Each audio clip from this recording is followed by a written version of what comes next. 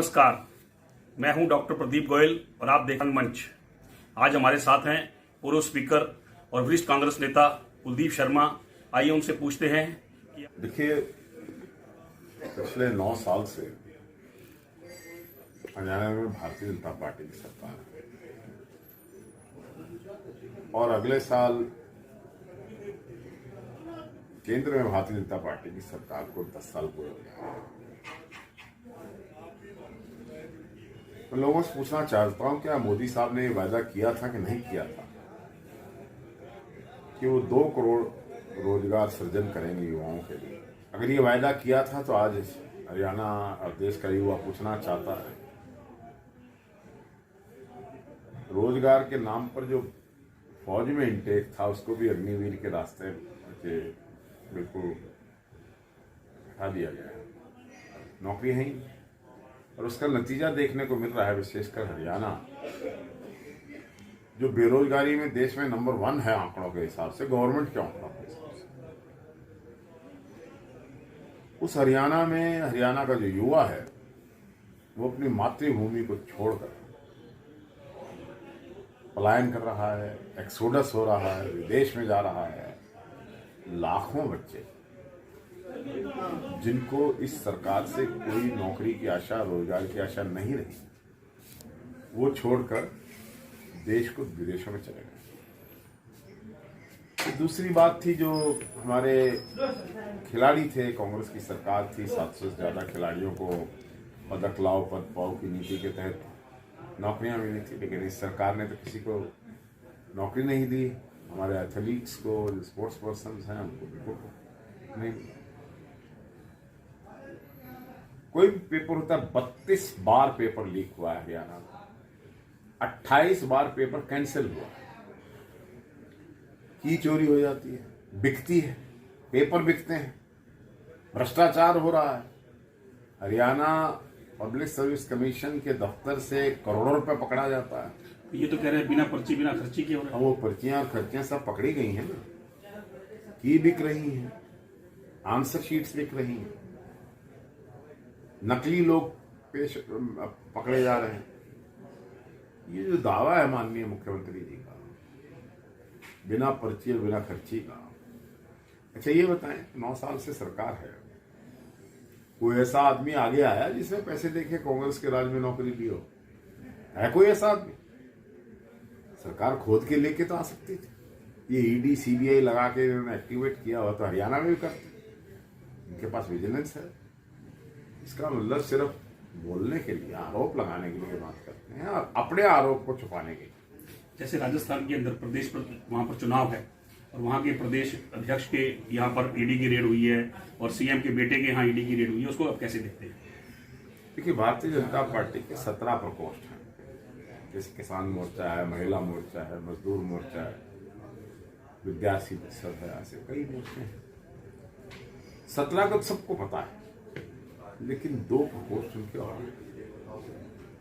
एक enforcement directorate, जिसको ED बोलते हैं, और दूसरा सीबीआई। ये दोनों भारतीय जनता पार्टी के प्रकोष्ठ या इलेक्शन डिपार्टमेंट के रूप में काम करते हैं। इसलिए विपक्ष में जो भी आवाज उठाता है, या जैसे भी चुनाव का वक्त आया तो गहलोत साहब के बेटे को ईडी ने बुला लिया, मैटर फेमा का है अगर है तो।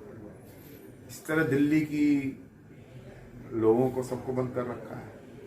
पंजाब में हो रहा है काम, देश के अंदर ममता जी की आवाज को बंद करने की कोशिश हो रही है, कहीं लालू के बेटों के खिलाफ, या मतलब सारे देश के अंदर एक आतंक का माहौल। मुझे लगता है कि ये जो इन एजेंसीज का इस्तेमाल कांग्रेस के या विपक्ष को दबाने के लिए किया जा रहा है, अब ये काउंटर प्रोडक्टिव हो गया। अब देश की जनता समझ गई है कि जब भी इलेक्शन आते हैं ये लोग इस प्रकार की हरकतें करते हैं। इन्होंने अपने प्रदेश अध्यक्ष को बदला, यहाँ धनखड़ की जगह नायब सैनी को प्रदेश तक चुना, इसको कैसे देखते हैं?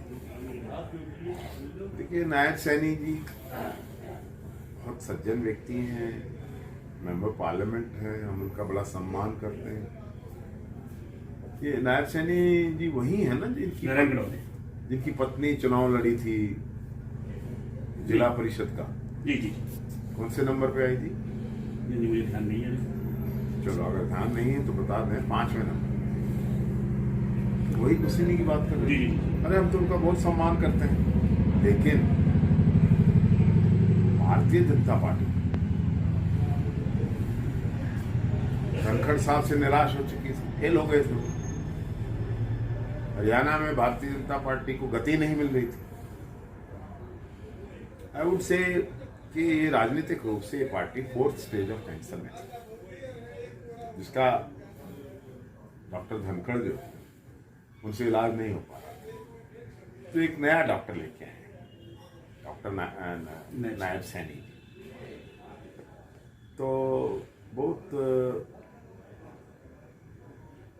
आशाएं उनसे भारतीय जनता पार्टी को है, लेकिन वो आशाएं वैसी ही हैं जैसे 4th स्टेज ऑफ कैंसर के बाद डॉक्टर इलाज तो करते रहते हैं, लेकिन इलाज होता नहीं है।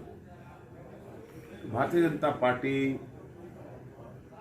हरियाणा में दम तोड़ रही। चुनाव आएंगे तब देखना।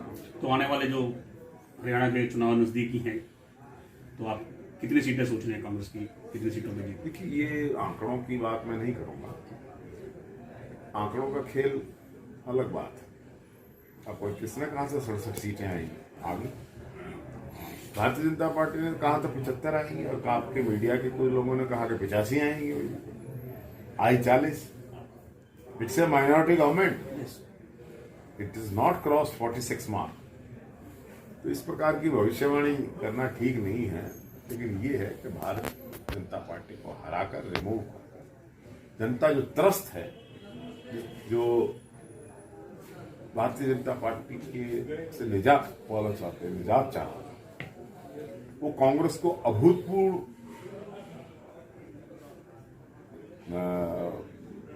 देंगे, मेजोरिटी देंगे। सब मेजोरिटी पहले कभी कांग्रेस को शायद ना मिला हो।